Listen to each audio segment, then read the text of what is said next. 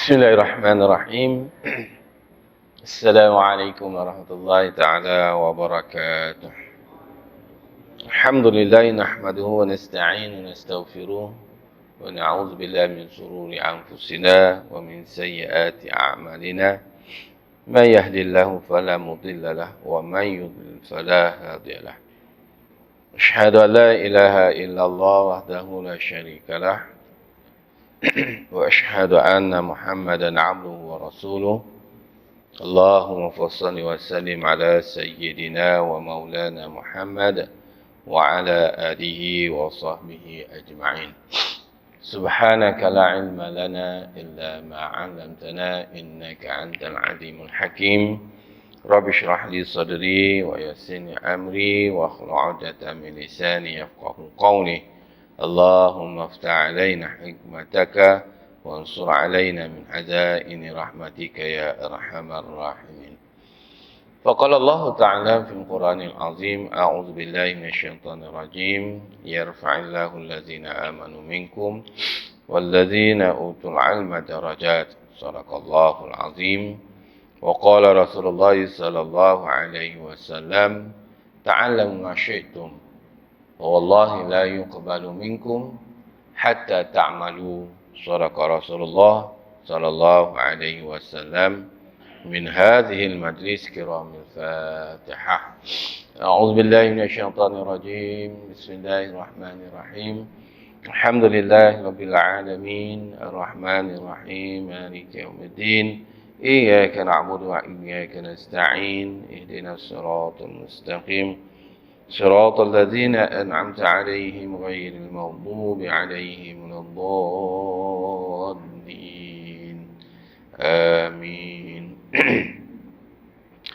Bismillahirrahmanirrahim. Ma'asyiral muslimin muslimat Allah yang dimuliakan, baka-baka ahli syurga yang dinantikan, ahli zikir yang dirindukan, tuan-tuan haji, perempuan hajah, tuan-tuan, perempuan, bapa-bapa, ibu-ibu, anak-anak, saudara, saudari, abang, kakak yang dirahmati, yang dimuliakan oleh Allah Subhanahu Wa Taala. Ya, alhamdulillah, bersyukur kepada Allah Subhanahu Wa Taala kerana diberikan kesempatan untuk menghirup udara Allah Subhanahu Wa Taala. Dengan arti kata diberikan kehidupan untuk meneruskan kelangsungan kita berada di atas muka bumi Allah sebagai hamba Allah. Oleh itu, kita memperbanyakkan syukur agar kita melipat gandakan segala amalan kebaktian kita kepada Allah Subhanahu Wa Taala. Lebih-lebih lagi dalam kesempatan Allah memberikan kepada kita pada bulan Rajab. Hari ini dah masuk 20 Rajab, yang mana lebih kurang 40 hari lagi kita akan bertemu dengan Ramadan yang sangat kita rindukan, yang kita dambakan supaya kita dapat bertemu dengan Ramadan Al-Mubarak. Kerana sehari apabila kita memasuki bulan Ramadan, iza ja'a Ramadan futihat abwabul jannah, maka Allah bukakan bagi hamba-hambanya yang beriman, yang mengharapkan ihtisaban, mengharapkan ihsan dan balasan daripada Allah Subhanahu Wa Taala, mana ghufira lahu ma taqaddama min zambihi, maka Allah Taala bersedia mengampunkan dosa-dosa kita yang telah lalu. Kerana dalam hadis yang lain, ar-Ramadan ila Ramadan, antara Ramadan dengan Ramadan, Ramadan yang tahun lepas dengan tahun Ramadan yang mendatang, ini dalam 40 hari lagi, Allah Ta'ala mukaffirati bainahunna, maka Allah bersedia mengampunkan dosa-dosa kita sepanjang setahun. Maka syukur kita diberikan kesempatan, ramai di kalangan sahabat-sahabat, saudara mara kita, ahli keluarga kita yang telah dijemput dahulu daripada kita sebelum sampai pada bulan Ramadan. Sebab itu kita baca doa, Allahumma barik lana fi Rajab wa Sya'ban wa ballina Ramadan. Ya Allah, kau berkatilah kami pada bulan Rajab. Berkat Rajab itu bukan kerana bulan itu memang dah berkat, tapi kita nakkan supaya keberkatan itu kita hadirkan diri untuk memenuhi ruang kesempatan keberkatan yang Allah Ta'ala kurniakan pada bulan Rajab itu. Dengan memperbanyakkan amalan-amalan tatawu.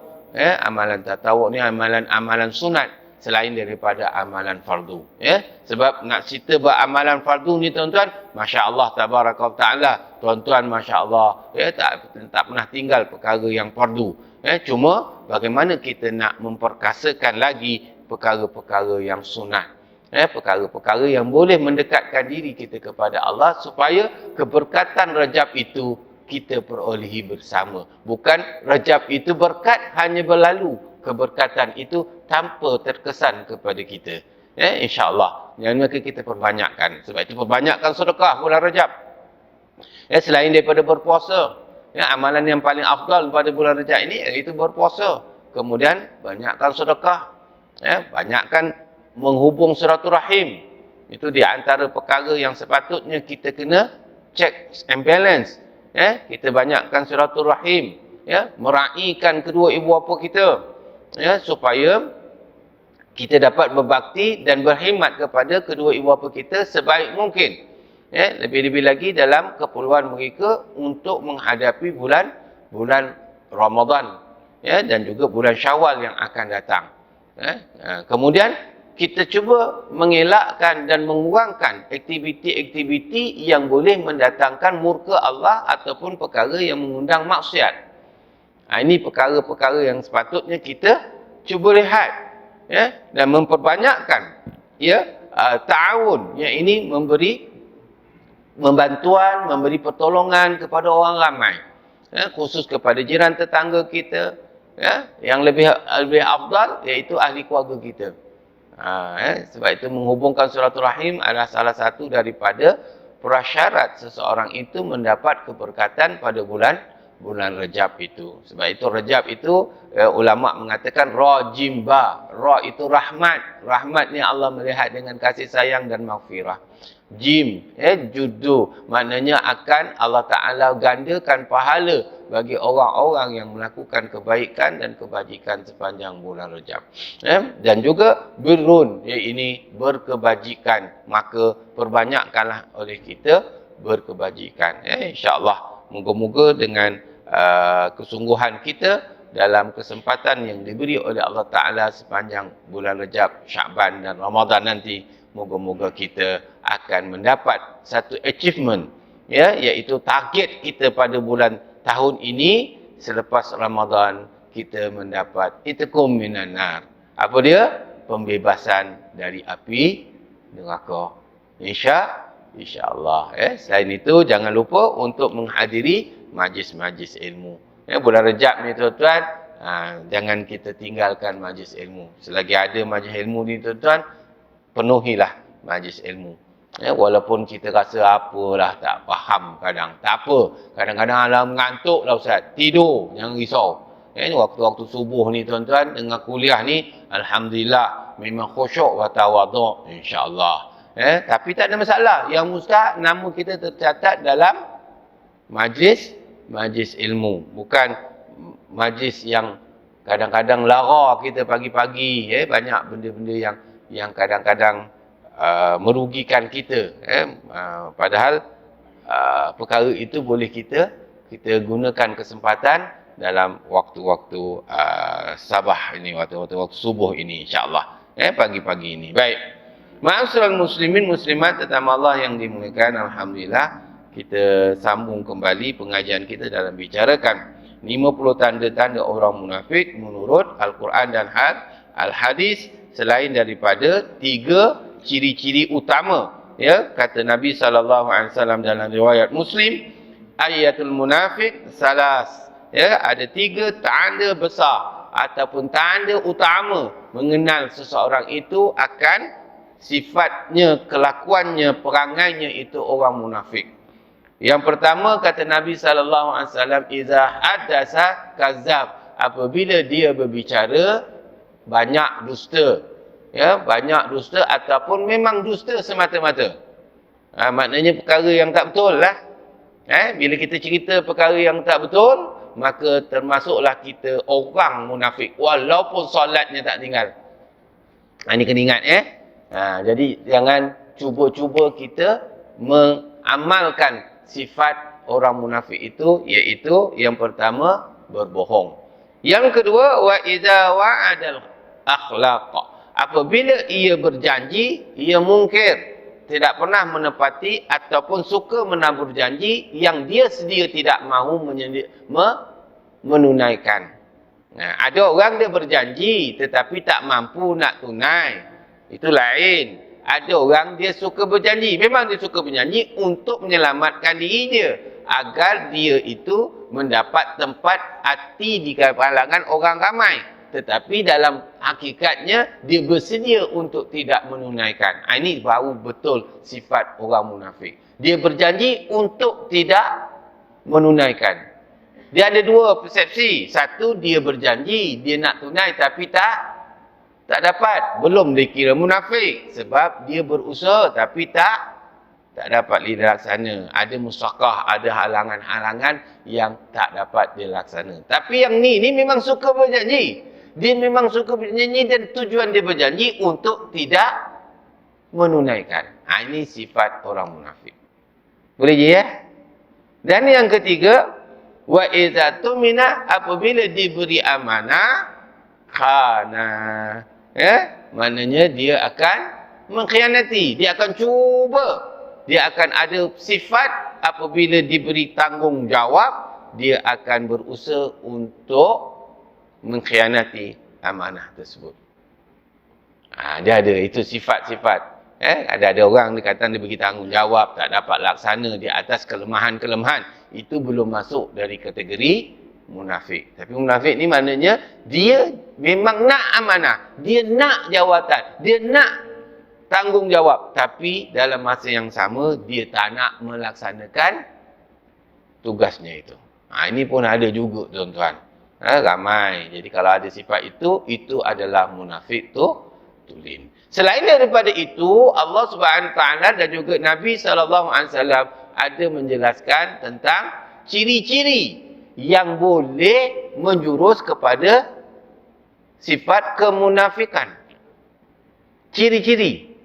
Maknanya kalau ada ni, dia termasuk golongan munafik, berdosa. Kalau dia jadi yang tiga tadi itu tulin. Yang asfali minanar. Orang munafik itu tempatnya yang paling terbawah di dalam api neraka. Wa quduhan nasu wal hijarah. Dia akan jadi bahan bakar daripada dua golongan, manusia dan wa quduhan nasu wal hijarah. Maknanya bahan bakarnya terdiri daripada manusia dan batu berhala. Maknanya batu berhala itu apabila dibuatkan satu arca pemujaan kepada penyembahan selain Allah, maka batu itu akan jadi bahan bakar api neraka. Dan manusia yang namanya munafik. Jadi orang munafik ni tuan-tuan, label dia dekat akhirat besok sama taraf dengan batu berhala. Dekat dalam akhirat besok. Dan dia tidak akan keluar daripada neraka. Dia jadi bahan bakar ni. Kena renung. Kalau kita nak jadi bahan bakar, silakan. Penuhilah. Ya. Penuhilah. Ya. Kayu-kayu api itu terdiri daripada manusia-manusia yang munafik. Orang kafir di atas, kena bakar. Orang asi, orang derhaka, orang yang melakukan maksiat di atas. Orang munafik di bawah. Baik. Jadi di antara tanda-tanda, iaitu ini kita ini menunjukkan 50 tanda-tanda orang munafik. Yang ke-35. Kita ada 50. 35 ada 15 lagi coming soon. 15 makna setahun lebih lah. Sebulan satu. Jadi panjang umur, selesailah. Kalau tak panjang umur, kita dulu, kitab kemudian baru khatam. Jadi mana satulah dulu. Agak-agak boleh memberi manfaat. Amin. Baik. Antara tanda-tanda yang ke-35, iaitu suka menyanjung dan memuji orang tanpa diketahui keadaan sebenarnya. Apa maksudnya? Maksudnya, kita ni suka memuji orang. Memuji yang ada makna. Macam cerita Piramli lah, senang. Kan Piramli kan mula-mula dia datang rumah orang, rumah sewa dia, minta rumah sewa. Ya. Lepas tu bila anak dia balik, ditukar. Mana ada aku minta semua sewa, aku suruh betulkan ni Kan? Ni bumbung bocor. Tengok kesian pakcik ni. Pasal bocor lah sakit. Siapa yang susah? Aku juga yang susah, kata Piramli. Asal tadi nak minta duit sewa. Mari datang. Anak dia. Lepas tu akhirnya, saya kata, hari ni saya tolong cik adik. Akan datang cik adik tolong saya. Ayat dia je Kita kan suka kan, muji kan. Haji macam mana, comel lagi ni. Okay. Lepas tu, anak dia kata, Pak, Abang Jamil tu baik kan. Sebab kita dengar suatu ayat pujian yang menggembirakan kita. Kita bila dengar orang puji, rasa baik belaka. Entah betul, entah tidak, Wallahualam. Tapi bapaknya faham, orang lama. Faham tak, Cik? Orang lama. Bapak dia kata, baik. Baik ada mana. Faham pun. Tonton tengok cerita tu. Ambil iktibar lah.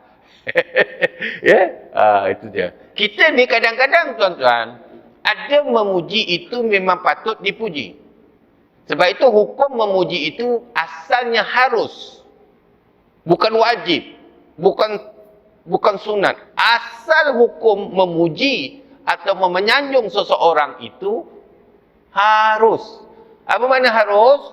Boleh puji, boleh tak puji. Ini kita kena letak dulu. Ada setengah orang, tuan-tuan, dia memang suka muji je. Muji je. Betul ke tak betul, puji je. Lantak lah dia kata. Janji selesai. Faham tak, Ji?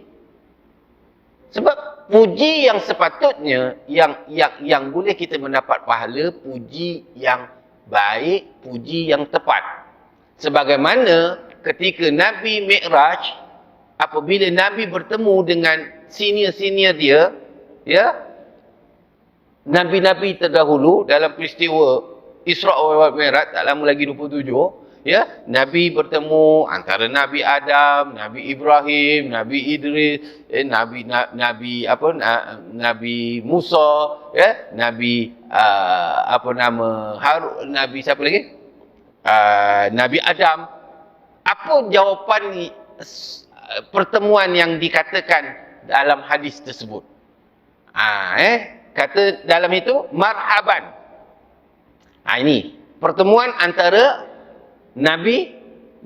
Dikata marhaban bil akhi, as-salih wan nabi as-salih. Ini perkataan pujian yang sewajarnya diberikan kepada orang yang memang kategori salih-salih an-nabiyyin. Apa kata? Dia kata dalam surah riwayat Bukhari itu, dia kata marhaban bil akhi as-salih. Selamat datang kepada saudara yang saleh dan juga nabi yang saleh. Kenapa? Nabi-nabi mengenali Nabi Muhammad sallallahu alaihi wasallam apabila bertemu antara langit dengan langit bertemu dengan nabi-nabi. Nabi-nabi memberi ucapan yang baik kepada Nabi sallallahu alaihi wasallam. Dia kata, selamat datang wahai saudara yang saleh. Memang dikenali, Nabi dikenali saleh dan juga Nabi yang saleh. Itu dia. Maknanya kita kenal dia baik. Kita kenal dia memang saleh. Kita kenal dia orang yang memang menjaga sikah kepribadian dia dalam menjaga perkara-perkara yang dilarang oleh Allah SWT. Kita kenal. Kita kenal. Macam kita antara kawan-kawan, sahabat, jiran, tetangga, kita kenal.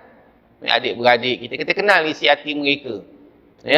Tapi oleh kerana kita ni kadang-kadang, sebab itu boleh termasuk dalam kategori hipokrit ataupun munafik. Kerana kadang-kadang nak jaga hati, kena faham nak jaga hati seorang, walaupun dia melakukan maksiat, walaupun dia melakukan kemungkaran, kita puji juga.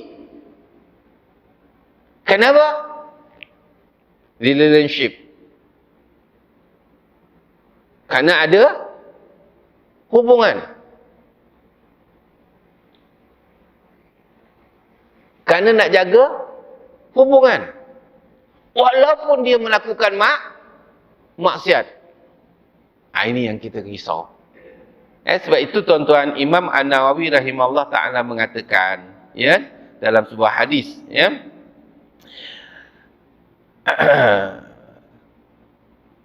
dia kata apa? Imam An-Nawawi rahimahullah ta'ala dalam kitab Minhaj Sahih Muslim, dalam hadis Nabi kata apa sallallahu alaihi wasallam, pada hadis terdapat keharusan untuk memuji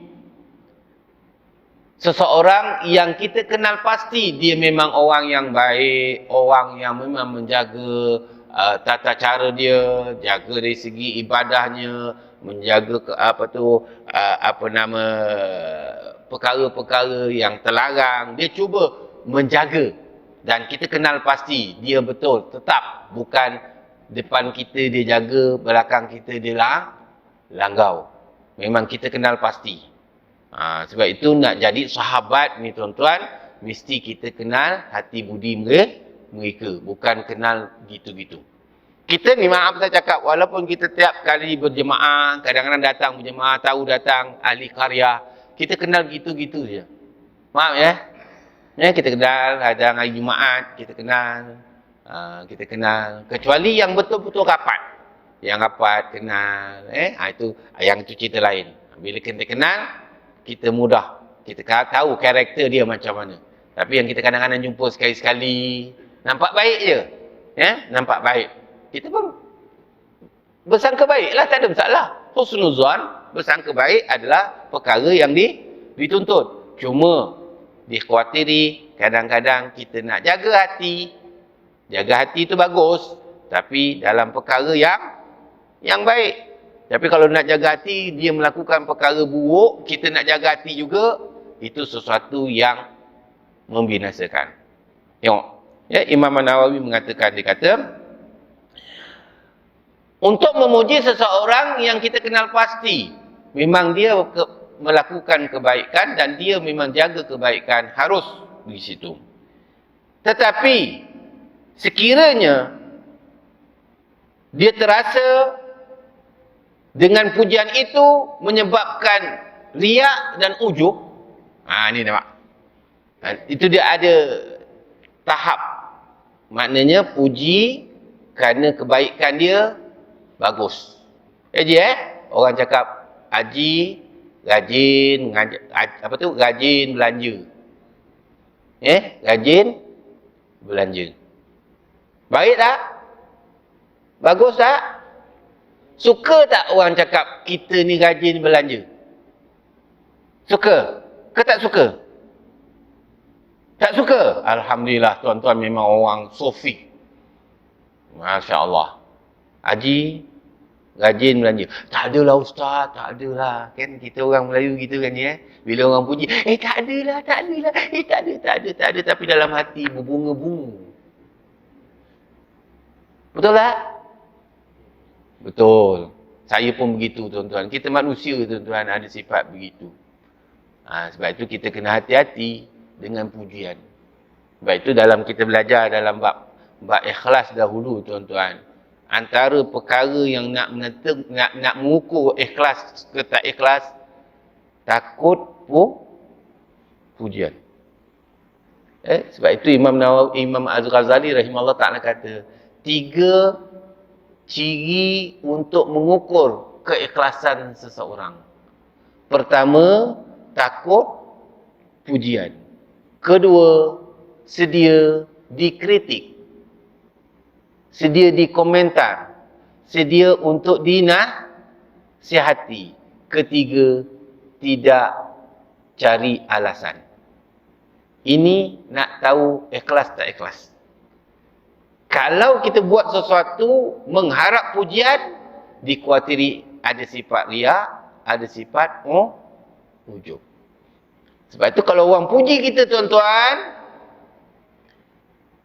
kita kena rendah diri, mengatakan ini daripada Allah. Untuk mengelak daripada ada sikap munafik, ada sifat ujub, ada sifat riak. Kita ada kemahiran, kita ada kehebatan. Allah Ta'ala berikan sesuatu kenikmatan kepada kita. Kita ada kelebihan. Ya, Allah Ta'ala kurniakan pada kita. Ingat, itu kurniaan Allah, bukan kita punya. Ya? Kadang-kadang orang puji, Haji, sedap suara lah. Okey lah, boleh lah juga. Adalah belajar sikit-sikit, nampak? Dia baca Quran sedap, dia azan sedap, kita puji. Layak tak dipuji? Layak. Layak. Tapi kalau pujian itu menyebabkan seseorang itu rasa ujub ataupun riak, maka pujian itu membinasakan. Sebab itu kalau orang suka puji ni tuan, ini satu penyakit, ikhlas akan hilang. Tapi kita hidup ni kalau orang tak puji rasa macam kosong pula hidup ni. Mak Haji, Abang Haji rajin puji tak?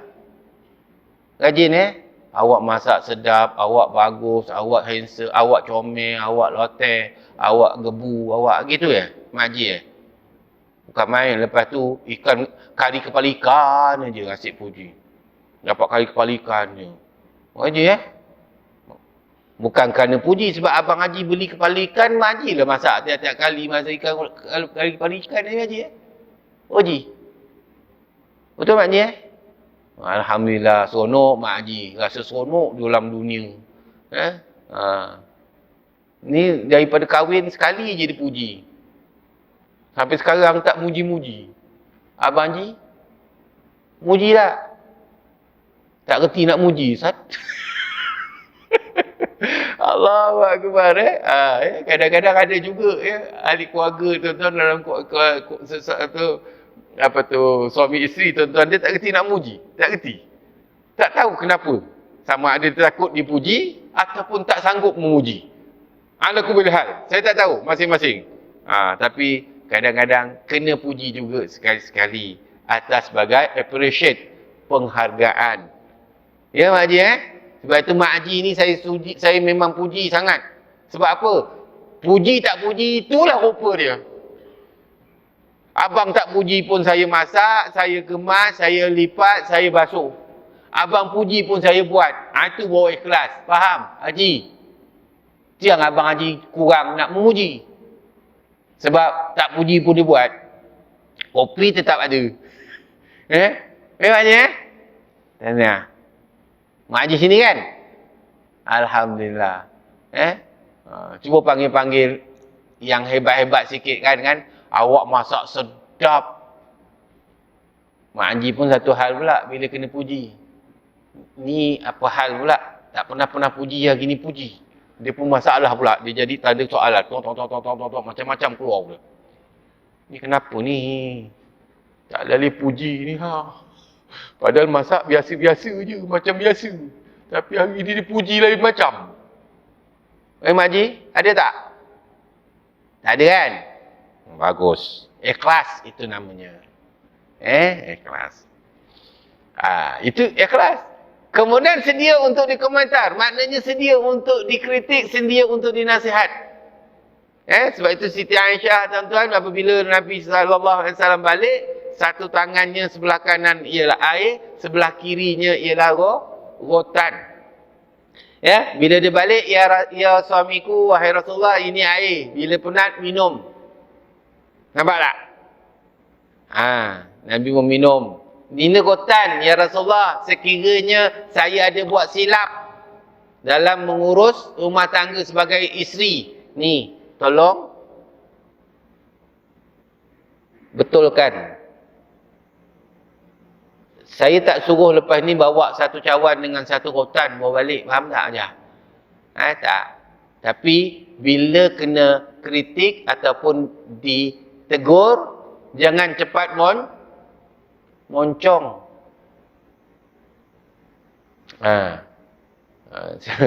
Karakter perempuan ni dia suka dilayan, kena ikut kendak dia. Itu bahaya tu. Bahaya. Bukan memberi itu kerana sayang. Kadang-kadang tidak memberi juga sayang. Sayang ni bukan benda yang boleh kita ukur. Maknanya dia menjaga kita dengan kebaikan, menyebabkan kita terselamat dari api neraka. Itulah tanda seorang dikasihi dan disayangi. Faham dia? Bukan membiarkan dalam keadaan ikut suka dia je. Okey, baik. Itu cerita lain. Baik. Maknanya Imam Nawawi kata dalam hadis, dia nukil daripada hadis Muslim, dia kata seharusnya untuk memuji seorang pada sikap dia yang baik. Sekiranya terasa aman dia daripada perasaan ujub dan selamat bagi orang lain daripada sebab-sebab yang boleh mendatangkan fitnah, maka pujilah. Sebab itu tuan-tuan, rentetan untuk memuji orang, kita kena ada target. Kalau kita puji ini menyebabkan dia tidak ujub, dia tidak riak, dia tidak sombong dan tidak menimbulkan fitnah. Apa fitnah ni? Maknanya dia tidak melakukan dosa, silakan puji. Tapi sekiranya kita memuji yang boleh menyebabkan dia sombong, boleh menyebabkan dia lebih bertambah jauh daripada Allah, boleh menyebabkan dia boleh melakukan dosa dan mendatangkan murka Allah, jangan sekali-kali kita puji, walaupun kawan baik. Sebab tu check and balance itu kena. Kita berkawan semua dengan orang dan kita supaya buat kebaikan. Wa qulu lin-nasi husna. Hendaklah kita sentiasa bercakap baik kepada orang ramai, kepada manusia.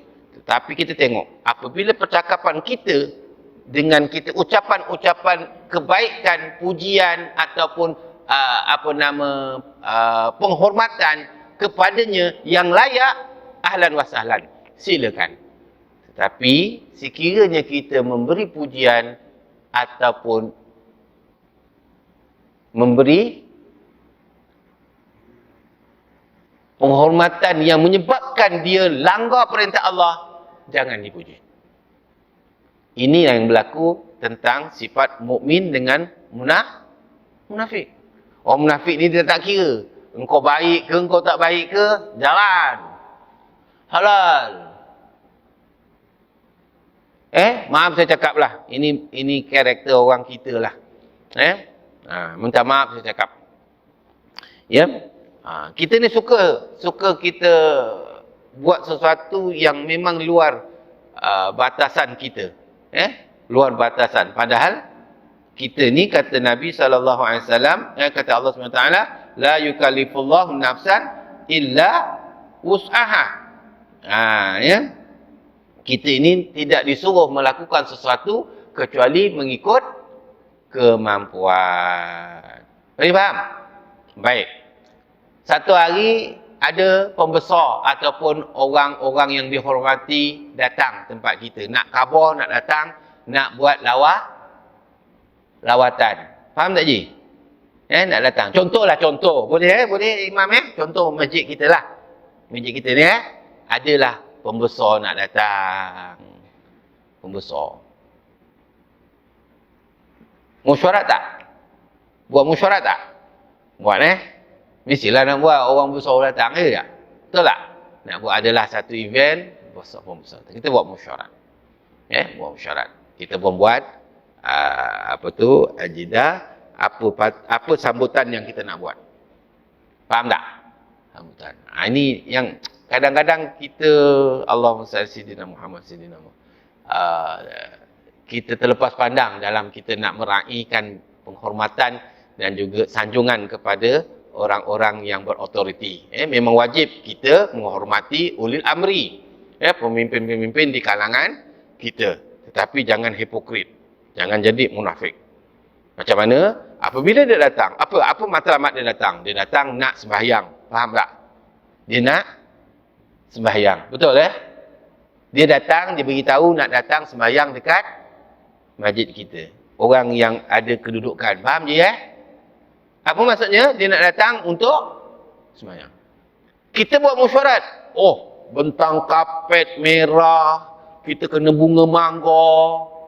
Kita kena palu kopang, bagi jamuan. Contoh lain macam tengok saya ni. Saya nak bagi contoh. Meraih tak salah. Tapi apa tujuan dia? Tujuan dia adalah untuk nak datang solat. Faham tak? Bukan rasmi apa benda. Nak datang solat. Ini yang kena jaga ni. Nak datang solat. Kita siapkanlah tempat solat. Apa perlu dengan bunga manggau, apa perlu dengan kompang, apa perlu dengan bunga rampai.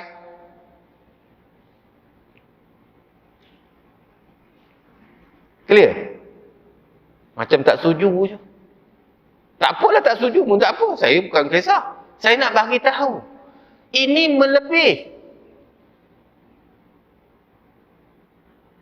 Kita menyanjungnya. Sila dia datang untuk. Macam contohlah pemimpin nak datang lihat kawasan. Tak perlulah masa tu nak mesin rumput terus. Masa tu lah nak tar terus. Itu satu pujian yang boleh merosakkan pemimpin tu. Kita suka dia datang. Datang, alhamdulillah. Dia datang, sembahyang. Lepas tu dia tengok. Apa pasal kapit ni bau lah. Masa tu lah kita cerita. Bocor. Awak tak buat. Untuk kami tak cukup. Bau betul. Ini dia datang spray. Wangi. Okey. Jadi nak minta peruntukan. Macam mana je? Tahu tak je? Dia datang. Kita pun saji makanan yang sedap-sedap. Bukan tak bagus. Tapi perlu tak makanan yang sedap-sedap. Sedangkan kita tak mampu untuk menyediakan makanan yang sedap. Kerana dia datang. Makan sedap. Nampak tak? Biar dia makan macam kita, sama biar dia. Biar kalau bihun lah. Bihun pakai polisin. Pakailah polisin. Apa berdosa? Tak berdosa pun. Tapi kita ni lebih sudu dari kuah. Bukan salah pemimpin tu. Salah kita. Sebab kita yang ngada-ngada, faham tak? Bila dia tengok, wah ini okey dah. Sedangkan kita nak minta supaya dia melihat kekurangan-kekurangan yang ada. Kita cuba nak menyorok kekurangan yang ada. Sedangkan kekurangan itu perlu kepada dia supaya dia ambil tindakan. Kenapa kita nak sorok? Itu soalan yang banyak kita. Itu antara ciri pujian yang dilarang. Tengok. Saya nak cerita tentang Sayyidina Ali radhiyallahu anhu. Ya. Pernah satu ketika, ya, budaya puji memuji ini bukan berlaku pada zaman kita saja, zaman Rasulullah sallallahu alaihi wasallam, ya. Ya. Allah SWT Sayyidina Muhammad wa Sayyidina Muhammad, kerana Nabi SAW ada menyatakan dalam sebuah hadis yang bermaksud, iaitu berhati-hatilah dalam memuji, menyanjung-nyanjung ataupun mengangkat seseorang. Sesungguhnya perkara itu adalah penyembelihan. Riwayat Bukhari. Apa maksud penyembelihan? Adalah membinasakan pemuji dan yang memuji. Pemuji, orang yang kena puji, dan orang yang pemuji itu maknanya kena puji kan? Dan orang yang memuji. Ya? Allahumma salli ala Sayyidina Muhammad, Sayyidina Muhammad.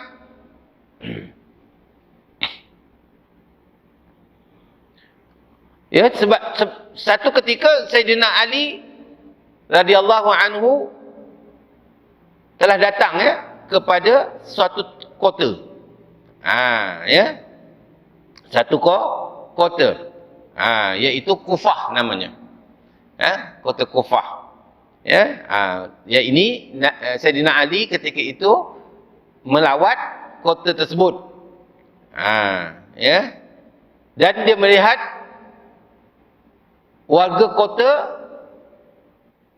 melakukan sambutan yang luar biasa. Sambutan yang luar biasa. Ini kaedah yang kita nak kena belajar sikit, ya.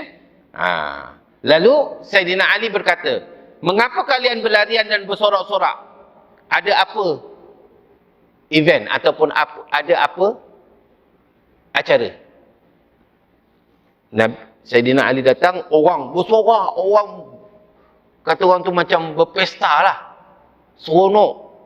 Mungkin tuan-tuan ada setengah kita bila ada orang-orang yang kita yang berautoriti, ada yang pemimpin, mungkin ada yang orang yang kita gemar, datang kita gembira. Maka orang dulu pun begitu juga. Mereka pemeraihkanlah satu sambutan yang luar biasa. Jadi Sayyidina Ali pun rasa heran. Aku datang ni nak melawat kawasan-kawasan aku. Tengok orang berduyun-duyun, bersesak-sesak, meraihkan melampau-lampau.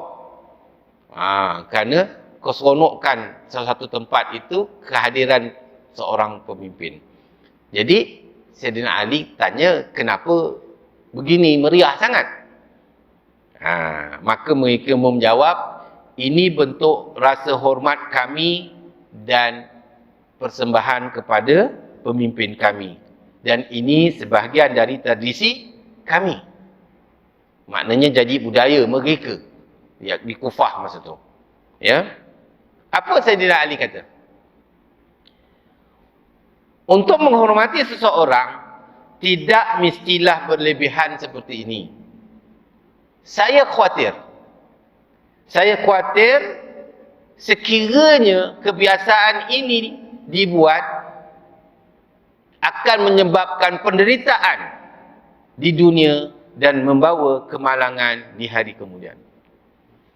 Sayyidina Ali begini. Dia khalifah, tuan-tuan. Dia sahabat, dia sepupu dan dia juga menantu Nabi. Maknanya dari segi kedudukan dia tu banyak, hebat. Orang datang meraih dia.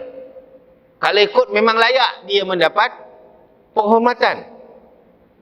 Tapi dia tanya, untuk apa buat grand-grand begini? Kerana kami rasa, ni penduduk tu sendiri cerita, kami rasa puas hati dengan layanan begini, sekana ini sebagai satu tanda penghormatan dan tradisi kami bila menyambut orang-orang yang dihormati. Ya. Sebab itu Sayyidina Ali kata, kalaulah kamu buat ini menyebabkan kamu menderita, keluarkan belanja yang besar. Sedangkan pelanjakan itu boleh buat pada peruntukan lain, tapi terpaksa nak. Kadang-kadang ada perkara yang membazir, tuan-tuan. Ya, buat perkara membazir kerana nak raihkan sesuatu kepimpinan. Ya. Maka apa kata Sayyidina Ali lagi? Hindarilah selalu bentuk praktik semacam ini yang boleh merendahkan, memalukan kalian sendiri. Lagi, apa keuntungan dari kebiasaan ini bagi orang-orang yang kalian hormati? Maka Sayyidina Ali kata apa? Berhentikanlah, jangan buat perangai rupa ini.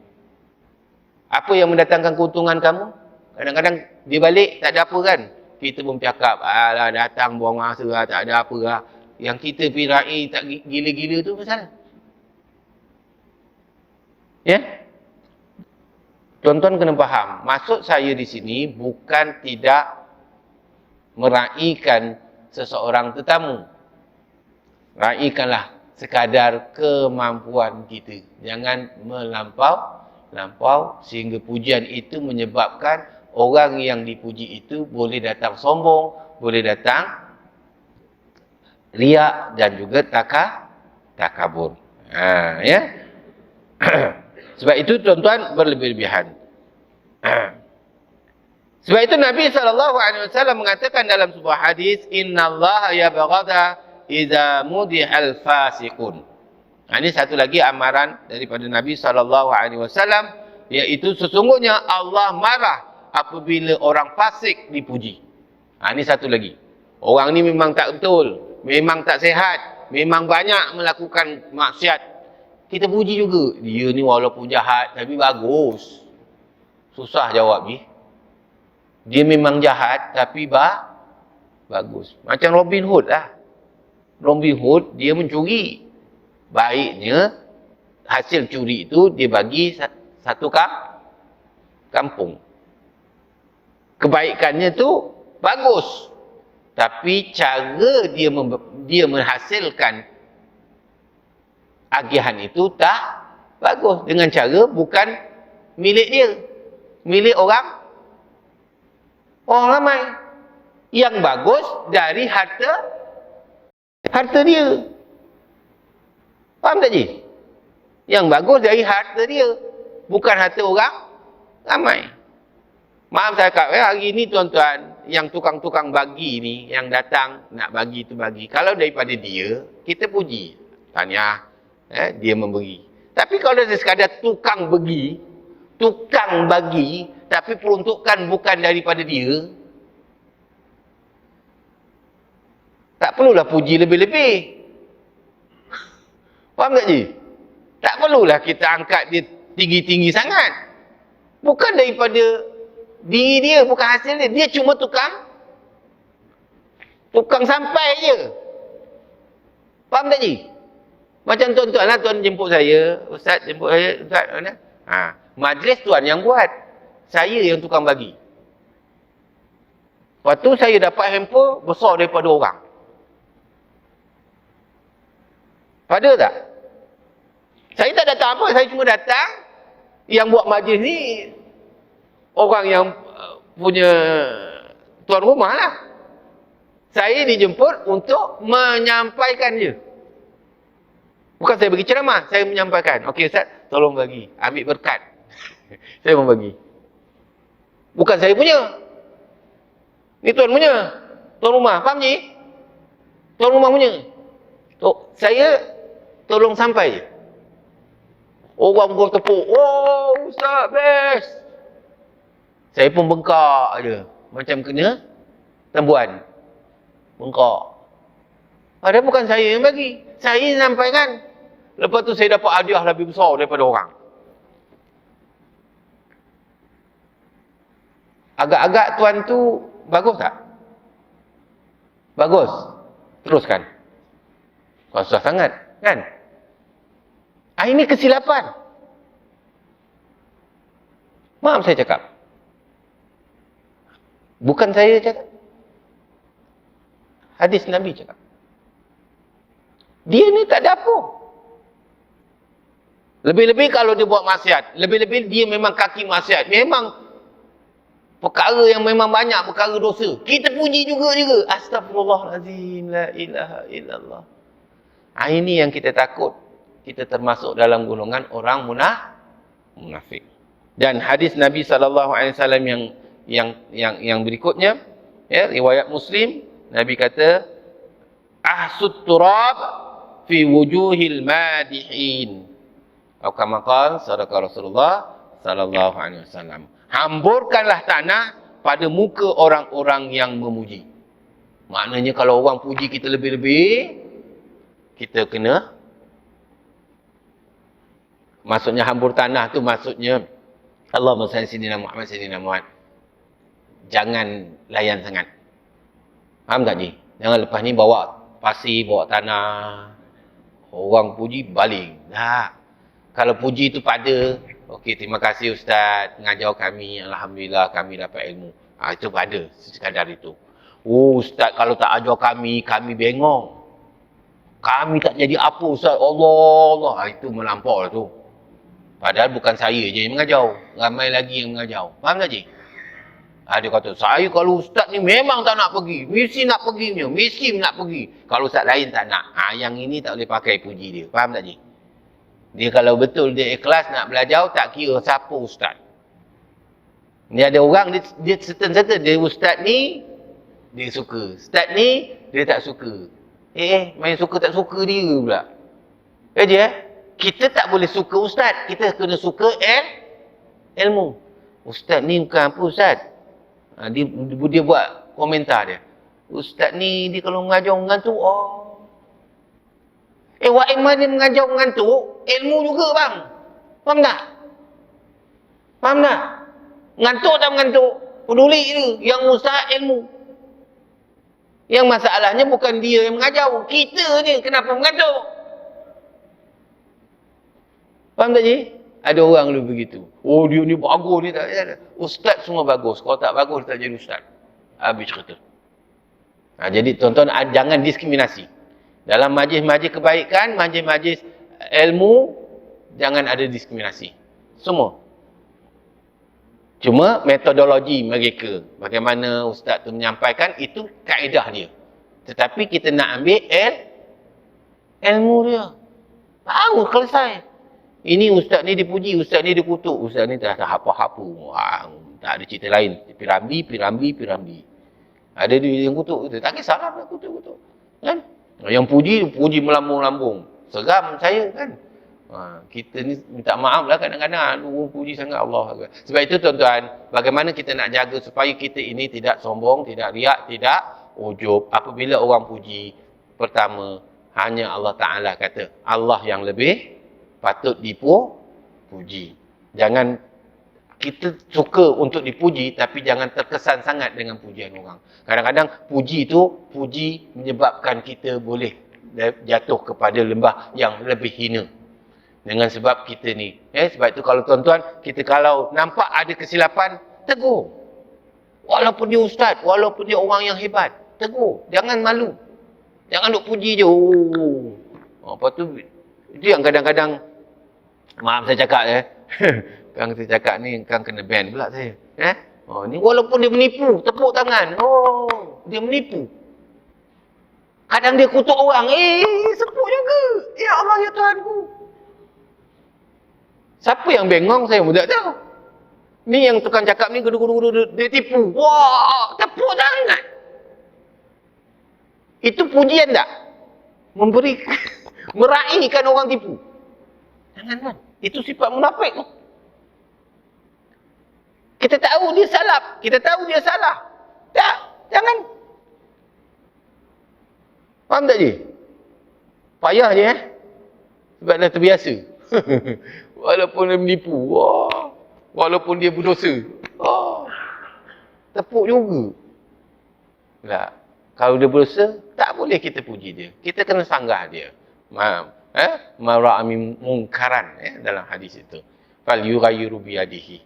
Kalau kita nampak dia melakukan kesilapan, walaupun dia orang yang dihormati, kena tegur. Macam Nabi Yusuf tuan-tuan, sanggup masuk penjara walaupun dia pihak yang benar.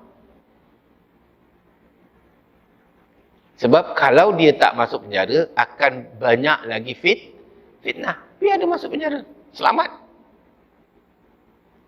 Sebab fitnah itu lebih besar daripada kemudaratan dia berada di dalam penjara. Jadi kita ni tuan-tuan kena hati-hati kerana orang munafik, dia tak kira betul ke tak betul, dia angkat. Sebab itu kata, dalam erti kata lain, dia adalah penjilat ataupun pengampu.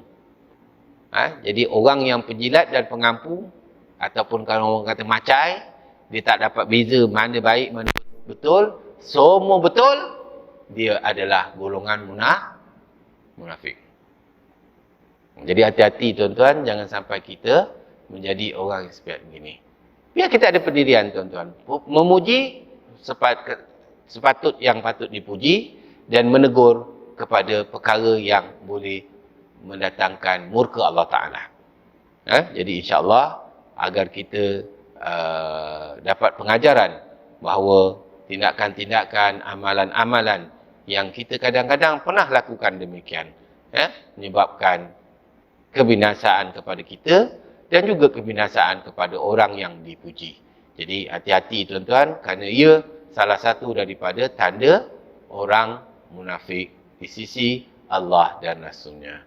Jadi sekadar itulah untuk pagi ini. Mohon maaf daripada saya. Contoh-contoh yang saya contoh tu tidak ada kena-mengena orang hidup ataupun orang mati. Cuma saya nak bagi kepahaman supaya kita ini jangan terlalu memuji tanpa usul perisa. Jadi sekadar itu, mohon maaf lagi sekali. Jumpa lagi. Aku qauli hadza nastaghfirullahalazim li wa lakum wa lisal muslimin wal muslimat wal mu'minin wal mu'minat bi rahmatika ya arhamar rahimin. Bismillahirrahmanirrahim. Alhamdulillahirabbil alamin. Wassalatu wassalamu ala asyrafil anbiya'i wal mursalin wa ala alihi wa sahbihi ajma'in. رضينا بالله ربا وبالإسلام دينا وبمحمد صلى الله عليه وسلم نبيا ورسولا اللهم وفقنا في الدين وعلمنا بالتأويل يا أرحم الراحمين والحمد لله رب العالمين. تأخير dengan tasbih kafarah dan surat al-'asr. Subhanakallah wa bihamdik. Asyhadu an la ilaha illa anta astaghfiruka wa atubu ilaik. Bismillahirrahmanirrahim. Al-'asr innal insana lafi khusr illa alladhina amanu wa 'amilus shalihat wa tawassaw bil haqq وتواصوا بالصبر وبالله التوفيق. السلام عليكم ورحمة الله تعالى وبركاته والله أعلم.